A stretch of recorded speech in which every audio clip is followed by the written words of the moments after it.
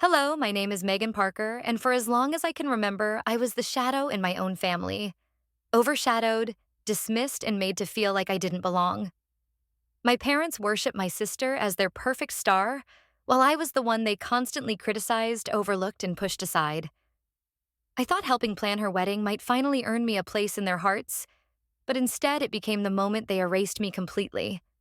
If this kind of story resonates with you, please like, share, and subscribe. Your support helps us keep telling the stories that matter. Let's begin. I grew up in a house where my sister was the sun, and I was just the shadow no one wanted to see. That truth clung to me from the moment I was old enough to recognize the pride in my parents' eyes when Jessica walked into a room and the way those same eyes slid past me as if I were furniture. Even now, at 28, standing inside the same house in Woodhaven, Kansas, those memories scratched at me like fresh wounds.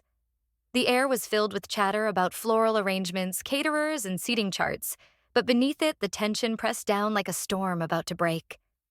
My childhood was littered with moments that should have meant something, but never did. When I won an art contest in elementary school, I rushed home with the certificate clutched in my hands. My mother, Patricia, took one look, raised a brow, and muttered that it was cute before spinning toward Jessica's latest math trophy gleaming on the mantel. My father, Michael, patted my shoulder without looking up from his ledgers, his voice dismissive. "Your sister's got real talent." I learned then that silence was safer than hoping for praise that would never come. Every birthday, every school play, every effort of mine was measured against Jessica and found lacking.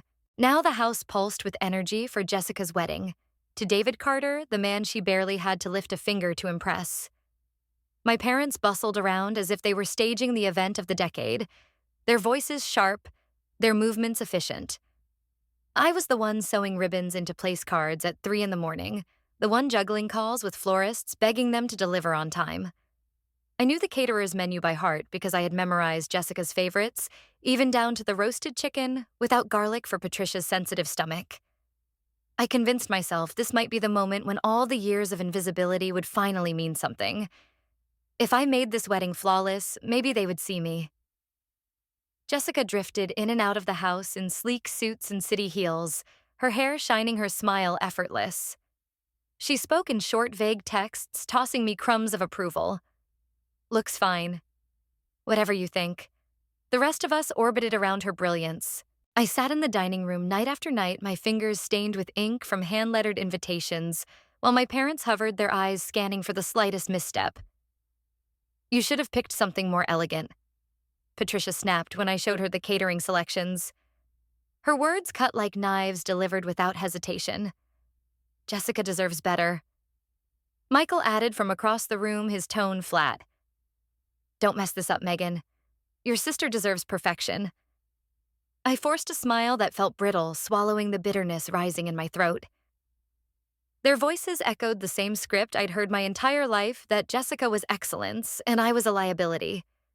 I tried to steady myself by remembering the little girl who once believed she could change their minds. I remembered the hours at the piano, my hands cramping only for Patricia to complain the music was too loud. I remembered walking across the debate stage, proud of my place in the finals, only to hear Michael murmur that Jessica's leadership team in college was more impressive. I carried those disappointments into adulthood, like weights tied to my ankles, dragging behind me no matter how fast I tried to run. The house smelled of lilies and polish, that spring a facade of celebration that never reached me. My mother's voice followed me through every hallway, correcting, criticizing, reminding me of all the ways I would never measure up. Jessica's laughter floated down the stairs, light and melodic, drawing admiration from everyone in earshot. I forced myself to keep working, tying bows, aligning candles, arranging flowers, while something inside me trembled. By late afternoon, exhaustion carved shadows beneath my eyes. I carried a box of table decorations into the living room, my arms aching from the load. Patricia was there, her lipstick perfectly in place, her eyes like sharp glass. She stepped in front of me, blocking my path, her voice slicing through the hum of the house. "Don't mess this up, Megan. Your sister deserves perfection." The words hit with the weight of a gavel, final and merciless. For a second, I couldn't breathe. My chest tightened as if invisible hands pressed against me, reminding me that no matter how hard I worked, it would never be enough. I lowered the box onto the table, my hands trembling, and caught sight of a smaller box tucked into the corner of the room. One box left behind, overlooked in the chaos. My stomach twisted. I didn't know it yet, but that forgotten box was a fuse waiting for a spark, the quiet kindling of a storm that would burn everything to the ground. It only took one missing box to erase 28 years of my life. That's how it began, the unraveling of everything I had been clinging to. The foster house buzzed with preparations the evening before the rehearsal dinner. Voices overlapped in the hallway. Phones rang, bags rustled, the entire place vibrating with urgency. I clutched the decorations I had spent weeks arranging, balancing them in my arms as I stepped through the door, desperate to keep everything together. The first thing I noticed was the hollow ache in my chest when I realized one box wasn't with me. A small container of centerpieces, delicate glass orbs, threaded with ribbons I had carefully chosen. My breath quickened. After nights of no sleep, this one mistake felt like a fissure opening under my feet. Before I could turn back to retrieve it, Patricia's voice sliced across the living room. "Megan, where's the rest of the decorations?" Her tone wasn't a question, it was an accusation sharp and unforgiving. I stammered the words, barely leaving my lips. I must have left one box at my apartment. I'll go get it now." Her eyes narrowed fury, radiating from her perfectly painted face. "You're ruining your sister's wedding." Again. My father looked up from the couch, coffee cup in hand, eyes cold and deliberate. "You've embarrassed us too many times, Megan. Do you ever think about anyone but yourself?" His judgment landed like a gavel, final and crushing. The room fell silent except for the weight of their condemnation. My pulse hammered in my ears as I turned instinctively to Jessica, who stood near the staircase with David. My sister's gaze met mine for the briefest second before she lowered it to the floor. No words, no defense, just silence, the kind that screamed louder than any insult. David shifted uneasily beside her, his hand tightening on his phone, his mouth opening as if to intervene, but closing again just as quickly. Behind them, a few rehearsal guests lingered, whispers buzzing like flies. Susan Collins, the family friend with a camera always at the ready, lifted her lens without thinking. The click of the shutter felt like a bullet freezing the moment in time, my shame, their fury, her silence. Patricia's heels struck the floor as she advanced, her voice rising. "Your sister deserves perfection, and you give us excuses. You've always been careless. Always less." Michael stood now, his presence looming, his jaw tight. "We've carried your failures long enough. You make us look weak. Do you know what people say about us?" About you, I wanted to shout that I had given everything, that I had poured my savings, my time, my heart into making Jessica's day flawless, that I hadn't slept in weeks, that I had bent myself into shapes they never noticed. But the words tangled in my throat, useless. Patricia leaned closer, her voice trembling with venom. "The greatest gift you could give your sister is to disappear." Michael's voice followed, firm and merciless. "You don't belong in this family." The guests shifted uncomfortably, their faces turned away, but their ears wide open. Jessica's eyes filled with something, pity, maybe shame, but she said nothing. The silence was the final betrayal, louder than the shouts of my parents. My fingers trembled as I lowered the box onto the table, the decorations rattling softly against one another. I felt the eyes of the room pressing on my back, the humiliation searing into my skin. Every breath was heavy, every heartbeat echoing that single truth: I was never enough for them. Without another word, I straightened my shoulders, turned toward the door, and walked. The noise of the house voices, gasps, whispers swelled behind me like a wave crashing, but I didn't look back. I set the box down, stepped through the doorway, and the roar of voices slammed into the house as I left. If they wanted me gone, I would give them exactly what they asked for on my own terms. The words echoed in my mind as I stood alone in my apartment, the cardboard boxes half filled with pieces of my life. The room was dim lit only by the pale glow of a desk lamp casting long shadows across the walls. I could still hear Patricia's voice, venomous and sharp, telling me that disappearing would be the greatest gift I could offer my sister. Michael's cold agreement pressed just as heavily. They thought they had buried me under humiliation. Instead, they had handed me a weapon. I stacked books into piles, donate, sell, keep. The keep pile was pathetically small. My laptop, a journal I'd filled with quiet thoughts over the years, a few outfits, and a sapphire necklace my high school art teacher once gave me as encouragement. Everything else, the couch I had saved for the dishes I'd bought piece by piece, suddenly felt like relics of someone else's life. Someone who had bent herself into knots for approval that never came. The next morning, I sat across from Karen Mitchell, the attorney I'd met at a networking event months before. Her office smelled faintly of coffee and paper, neat stacks of files lined across her desk. I told her everything, the years of comparisons, the public rejection, the missing box that became their excuse to erase me. My voice didn't shake. I wasn't asking for pity, I was asking for a way out. "Megan, you're an adult," Karen said gently, her eyes steady on mine. "You don't owe them your life. You don't owe them explanations either. If you want to leave, you can." The simplicity of her words was liberating. For the first time, I felt like someone had handed me permission to stop bleeding for people who wanted me invisible. I nodded, the decision crystallizing in my chest like steel. By noon, I was at Stephen Reynolds' office. His tie was slightly crooked, his glasses perched low on his nose as he scanned the joint account statements I had handed over. "So most of the contributions came from you?" he asked, tapping his pen against the paper. "Yes. Years of paying for medical bills, utilities, even groceries." "It was always me," I replied. "Then freezing the accounts is the right move," Stephen said firmly. "You're protecting your contributions, making sure they can't misuse the money under your name. We'll set up a trust third-party oversight. They'll only get access for legitimate expenses. No more." A surge of satisfaction rose in me. For once, I wasn't just reacting. I was building armor. That evening, I called my boss. My voice was calm, steady, though my hand shook slightly as I held the phone. "I'm resigning. Personal reasons," I said. 9 years of service ended in less than 10 minutes. No grand speech, no pleas for me to stay. Just an email confirmation that my position was closed. By the end of the week, my apartment was stripped bare. The real estate agent pushed a contract across the table, her expression apologetic as she offered a price $20,000 below market value. I signed anyway. Speed mattered more than profit. I was cutting ties, not investing. When night fell, I loaded my 2 suitcases into the trunk of my car. The air was cool, the sky an endless stretch of indigo pierced with faint stars. I slid behind the wheel, the engine humming beneath me, and pulled out onto the empty road. The headlights carved a narrow path through the Kansas darkness. Mile after mile, the silence filled with my parents' words replaying, but this time they didn't sting. "You don't belong in this family." Fine.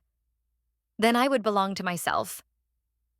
Hours later, the green sign rose in the distance. "Welcome to Woodhaven." My throat tightened as I drove beneath it, the town shrinking in my rearview mirror with every passing second. My chest lifted, heavy chains loosening. The phone buzzed on the seat beside me. A message lit the screen. "Where are you? This isn't how family behaves." Patricia's voice lingered in the words, heavy with accusation. My hand hovered over the phone, then I pressed the power button, shutting it off. The night swallowed the glow of Woodhaven behind me as I kept driving, my hands steady on the wheel, the road stretching forward like a promise I had just learned how to claim. Leaving wasn't enough, they had to make me the villain too. The thought gnawed at me as I sat on the porch of my small rental cottage in Tidewater, South Carolina, the salt air drifting in from the marshes. For a few weeks, I had allowed myself to breathe again. I worked freelance jobs under the name Elaine Parker, designed logos, drafted social media campaigns, and paid bills with money I earned on my own terms. Maria Thompson, the cafe owner who'd welcomed me with a smile and a strong cup of coffee, had become a steady presence in my mornings. For the first time in years, the air didn't feel suffocating. I almost believed I'd escaped. Then the storm found me. It started with a ping on my old phone tucked away in a drawer. Against my better judgment, I powered it on and the notifications rolled in like fire alarms. A screenshot from a friend in Woodhaven, Patricia's words plastered across the town's Facebook group. "Our daughter Megan has abandoned us in our time of need. She drained family accounts and left her sick mother to fend for herself." The bile rose in my throat. Minutes later, another post surfaced, Michael's contribution to the smear. We gave her everything, and this is how she repays us. Betrayal. His words were cold, deliberate, dressed up as dignity while slicing me open. Within hours, the gossip spread. Messages trickled into my inbox, old acquaintances, distant neighbors, some demanding explanations, others quietly condemning. One local blog even ran a headline, "Accountant's Daughter Ruins Sister's Wedding Flees with Family Money." The comment section burned with judgment. I sat frozen at my laptop, hands shaking as if every sentence on the screen was a chain dragging me back. I thought of the trust account Stephen Reynolds had secured every dollar, accounted for every bill for Patricia's medicine and utilities still being paid. Yet the truth meant nothing in the face of their performance. They had always been masters of image, and I was their scapegoat. The next morning, Maria noticed the shadows under my eyes as she slid a coffee across the counter. "Rough night," she asked, not prying, but her voice warm enough to cut through the fog. "They're saying I abandoned them, that I stole." My words came out in a whisper, heavy with disbelief. Maria leaned in, her gaze sharp. "I know that play. Toxic families always rewrite the story so they're the victims and you're the villain. I left mine 2 years ago. Best thing I ever did. Don't let guilt drag you back into the fire." Her words steadied me. Someone who understood. Someone who had walked away and survived. For the first time, I felt a flicker of strength push back against the shame. That evening, my inbox chimed again. A new email subject line. "You may need this." It was from Susan Collins, the family friend, the photographer from the rehearsal. My chest tightened as I opened the attachment. The image bloomed on my screen. Patricia's face twisted in rage, Michael looming beside her, both of them mid-accusation, their mouths open as the venom spilled out. And me caught clutching the box, eyes wide, surrounded by witnesses. A freeze frame of the humiliation they thought had buried me, but now undeniable evidence of the cruelty they'd tried to hide. For a long moment, I couldn't move. Then I laughed, bitter but alive. They had turned me into the villain, but here was the proof of the truth captured not by my hand, but by theirs. As I sat back in my chair, the phone on the table buzzed again. A notification glared on the screen. Community reconciliation requested, Town Hall, Woodhaven. The message stared at me like a summons. They weren't done. They wanted a stage, and I was ready to step onto it. If they wanted a public trial, I would give them a truth they could never bury. Those words steadied me as I stood outside Woodhaven Town Hall on a humid June evening, the sky bruised with the colors of a dying sun. The brick building loomed ahead, its windows glowing with yellow light, and through the glass I could see rows of folding chairs packed with neighbors, business owners and townsfolk eager for spectacle. The same people who had once smiled at my parents on Sundays and nodded approvingly at Jessica's accomplishments now waited to watch me burn, or to watch me rise. Inside, the air buzzed with whispers. Patricia sat in the front row, her pearl necklace gleaming under the fluorescent lights, her posture regal as if she were attending a gala rather than a community hearing. Michael leaned back in his chair, his expression carved from stone arms folded with the smug certainty of a man convinced the verdict was already written. Jessica sat a seat away, her hands folded tightly in her lap, eyes downcast, her fiancé David shifting uncomfortably beside her. The murmur of conversation ebbed when I entered, every head swiveling toward me. For the first time, I didn't shrink. I lifted my chin and walked straight down the aisle, the sound of my heels echoing like a drumbeat of defiance. The moderator introduced the session as a reconciliation meeting, but everyone knew it was theater, a stage for accusation and defense. Patricia was the first to stand, her voice clear and laced with venom. Our daughter abandoned us in our time of need, she declared, her hands gripping the lectern. She drained our accounts, left her sick mother without care, and humiliated her sister on the most important day of her life. Gasps rippled through the room. Patricia paused, letting the words sink in like poison, then glanced back at me, satisfied. Michael rose next, his tone measured but heavy. We gave Megan everything. A roof, a place in our family support. And in return, she turned her back on us. She betrayed not only us, but this community that has always welcomed her. He sat back down, the weight of his words hanging thick in the air. I stood.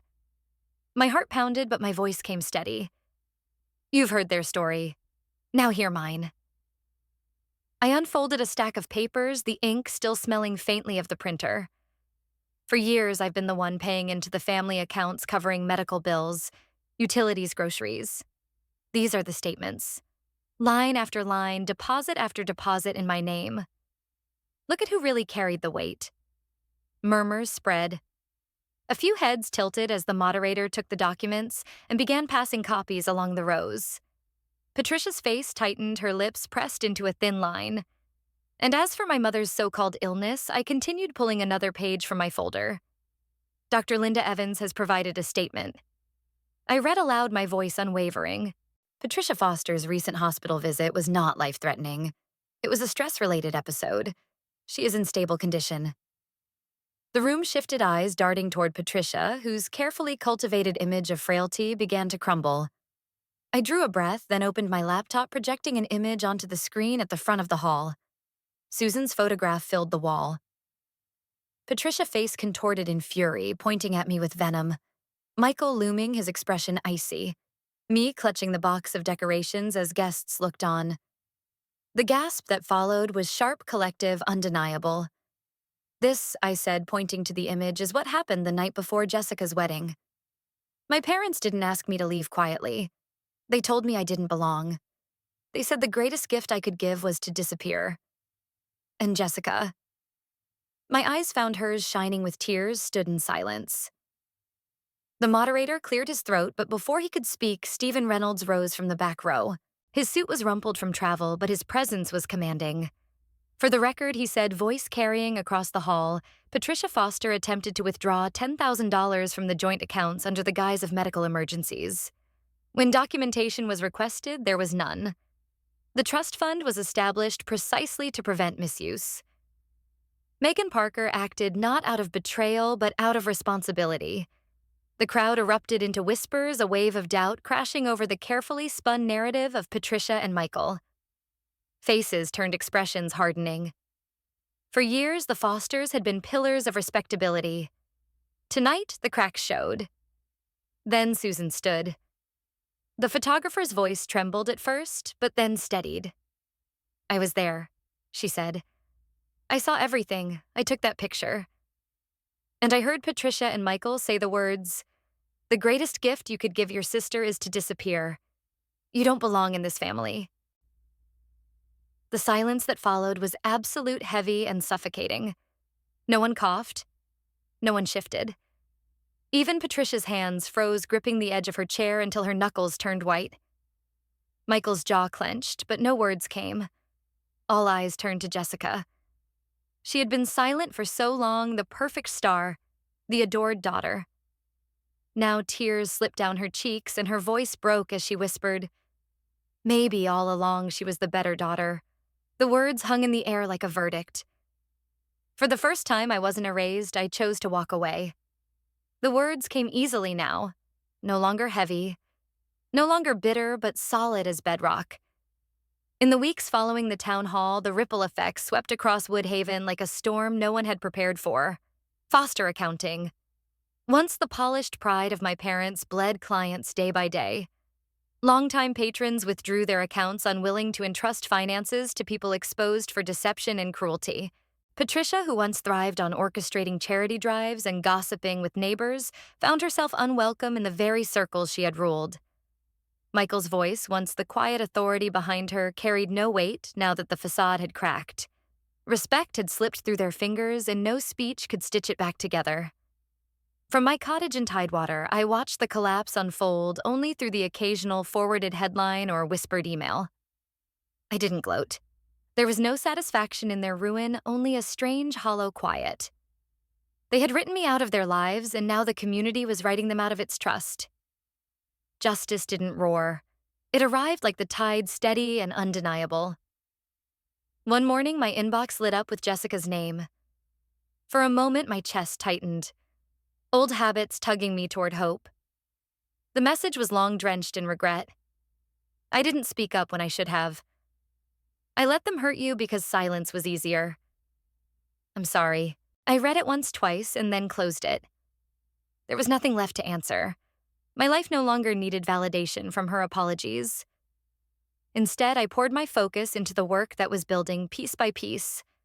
Under the name Elaine Parker, I had secured a contract with a mid-sized design firm out of Atlanta, a project worth more than any paycheck I had ever earned at the agency in Kansas. Nights once spent wrestling with exhaustion and criticism were now spent drafting campaigns that carried my name alone. The freedom was intoxicating. Maria remained my anchor, her cafe a second home.